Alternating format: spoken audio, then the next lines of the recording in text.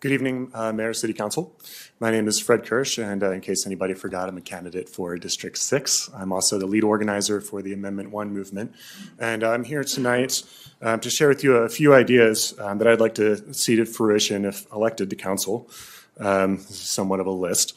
2 years ago, I joined hundreds of Fort Collins residents who have become victims of bike theft. When I called the police department to report my bike stolen, the officer on the phone told me that bike theft in Fort Collins is too prevalent, and so the police department doesn't do much to stop it.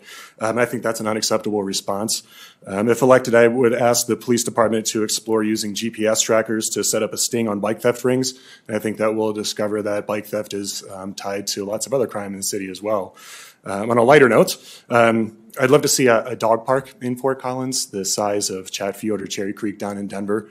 I appreciate the dog parks that we have in town, but a 100-acre dog park with actual swimming ponds would be a great improvement. Maybe we can find 100 acres somewhere in the Prospect Ponds area to make that happen.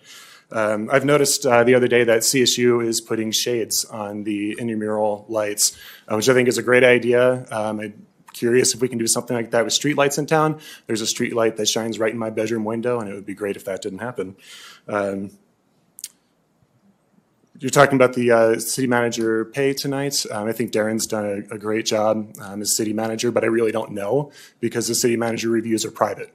So I think it would be great to see a public review of city manager performance. He is the highest paid person in the city. Do we have a thorough study of the contributing factors to housing cost?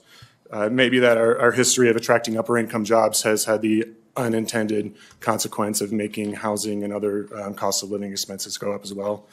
I'd like to revisit the idea of a fee on single-use plastic bags.